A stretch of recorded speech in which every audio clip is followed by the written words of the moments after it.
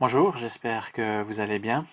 Aujourd'hui, je vous propose de nous arrêter sur un bref instant sur un verset de Matthieu 19, le verset 26. C'est Jésus qui est en train de parler à ses disciples. Et voici ce qui est dit dans ce verset. Jésus les regarda et leur dit, « Pour les êtres humains, c'est impossible, mais tout est possible pour Dieu. » Rappelons pour commencer le contexte dans lequel Jésus prononce ces paroles. Un jeune homme riche demande à Jésus ce qu'il faut faire pour avoir la vie éternelle. Après un échange au sujet de la Torah, c'est-à-dire la loi de Moïse, Jésus va directement sur un point sensible pour l'homme et lui dit « Si tu veux être parfait, va, vends tout ce que tu possèdes et donne ton argent aux pauvres, ainsi tu auras un trésor dans les cieux. Puis viens et suis-moi. » Cette invitation, ce commandement, ne se trouve pas dans la Torah comme telle. Mais Jésus, là, discerne bien chez cet homme que sa richesse fait obstacle à un véritable amour envers son prochain et envers Dieu. Sa soif de richesse a pris la première place dans sa vie.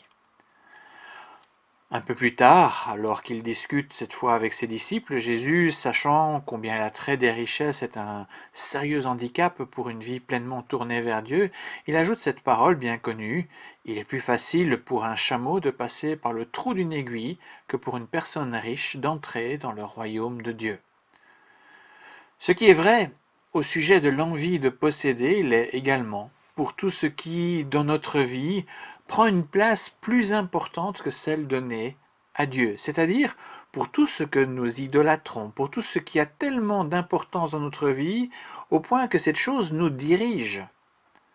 On peut donc extrapoler sans difficulté la parole de Jésus en disant « Il est plus facile pour un chameau de passer par le trou d'une aiguille que pour une personne servant une idole d'entrer dans le royaume de Dieu. » Pour le coup, les disciples se montrent très lucides face à la déclaration choc de Jésus. Qui pourrait finalement prétendre atteindre le royaume de Dieu par ses propres moyens s'il faut comprendre la Torah avec une telle radicalité? Nous avons tous nos idoles. En effet, trop souvent notre conduite est dictée par d'autres motifs que notre amour pour Dieu et notre amour pour le prochain. Et dans leur lucidité, les disciples répondent à Jésus, « Mais alors, qui peut être sauvé ?» De fait, personne ne peut obtenir la vie éternelle par ses propres moyens, ses propres efforts, ses propres sacrifices. La loi de Dieu, comprise dans sa radicalité, ne fait qu'une chose, nous montrer que nous sommes devant une impossibilité humaine. Or Jésus vient pour donner une autre perspective que cette impasse.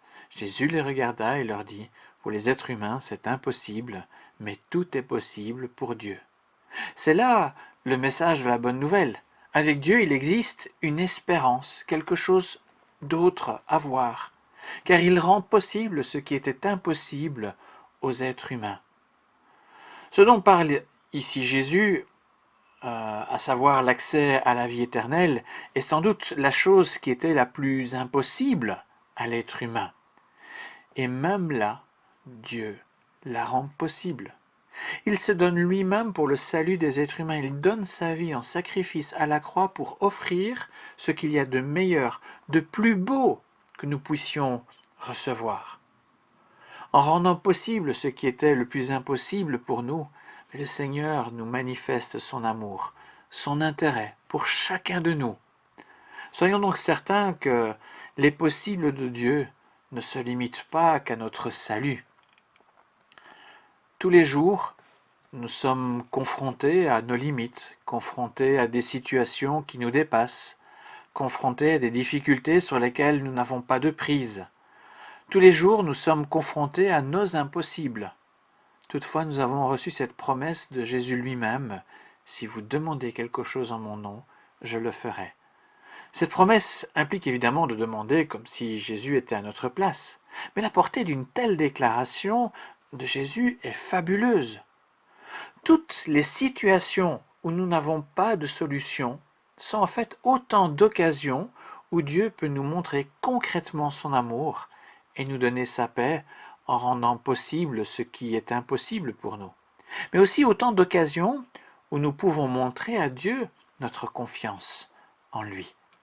Alors ne perdons pas courage, restons confiants. Dans notre prière, sachons remettre à Dieu nos soucis, même si les solutions semblent impossibles à nos yeux. Et remercions le Seigneur qui agit avec puissance pour nous donner le meilleur dans son amour. Merci pour votre écoute et à bientôt.